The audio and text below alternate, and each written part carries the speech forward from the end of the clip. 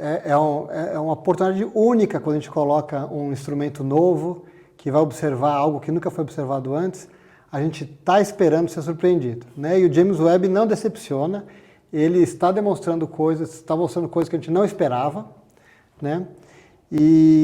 Mas, por outro lado, a gente tem que entender também como anda o estado da divulgação científica. Então, quando eu andava no YouTube, eu via as manchetes das notícias falando sobre isso, assim, eu ficava até, ai meu Deus. Porque, basicamente, né, o problema que se via ali é que foram identificadas galáxias muito distantes, mas cuja luz indicava que tinham uma massa muito grande. E segundo os modelos que nós temos, isso só aconteceria mais tarde no universo, né? Então, quando a gente fala de muito distante, como a velocidade da luz é finita, muito distante significa muito cedo também, né? Do ponto de vista do universo, muito mais próximo do início do universo. Então, como é que aquela galáxia que está ali tão próxima do início do universo, alguns centenas de milhões de anos, centenas de milhares de anos, perdão, conseguiu agregar tanta massa, né? Então as pessoas, os canais de divulgação mais sensacionalistas falam, não, o problema é com a nossa cosmologia. O pessoal gosta da cosmologia. Nossa cosmologia está prevendo a idade do universo totalmente errada, o universo tem que ser muito mais velho, né? Mas a teoria cosmológica, ela ajusta muitas coisas muito bem. Ela é muito fundamentada num conjunto enorme de observações. Então, temos problemas, é claro, na teoria, mas esse tipo de coisa é muito mais fácil você entender como sendo algo inesperado, como você falou, no nosso entendimento da evolução das galáxias, né? Então, tinha alguns fatores. Por exemplo, o que a gente observa é a luz, e a partir da luz a gente infere a massa. Então, tem uma suposição de qual é a razão entre a massa e a luz desses objetos. A gente faz essa suposição a partir de coisas que a gente conhece, da Via Láctea, das galáxias próximas. Mas, no Redshift 11, onde essas galáxias estão, aquelas distâncias, a temperatura média do universo é muito maior. E isso afeta as regiões de formação estelar e pode alterar a proporção entre estrelas de grande massa, que emitem a maior parte da luz, e as estrelas de pequena massa, mas que são muito numerosas, que são a maior parte da massa total em estrelas.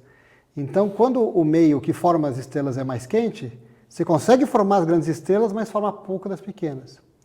Isso é uma melhoria do modelo que a gente não teria se a gente não tivesse esses dados novos do James Webb.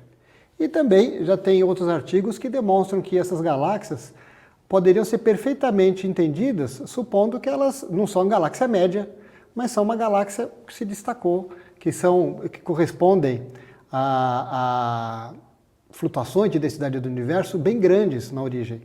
A gente vai ter flutuações bem grandes, pequenas, flutuação nenhuma, flutuações negativas que dão origem aos vazios. Então tem todo um espectro, né? E essas muito grandes ou muito pequenas vão ser raras, mas elas existem. A gente pode estar encontrando elas. Então, obviamente, não é tudo que o James Webb vai observar que a gente já sabe, ainda bem, né? E nós adoramos pequenas crises.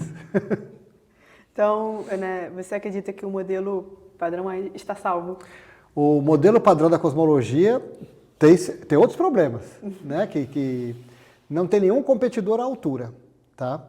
Então, se a gente descobrir, de repente, que algum dado extremamente inconsistente, vai ser um problema porque a gente não tem nada para colocar no lugar. Por enquanto, ele é um modelo que é altamente bem sucedido. Está com uma grave crise no momento, que é a determinação da velocidade da expansão do universo, que a gente tem resultados contraditórios olhando coisas próximas da gente, como o próprio Hubble fez, né? Quando ele detectou pela primeira vez essa expansão, ou olhando coisas muito distantes, como a radiação cósmica de fundo. A gente tem uma inconsistência de valores que a gente está aí há mais de uma década querendo entender se é um problema das medidas ou se é um problema do modelo, tá? Esse é um problema sério, pode nos levar à nova física, pode nos levar a entender que nós temos um erro sistemático da medida que a gente, nessa década, não achou, né? Não sabemos ainda.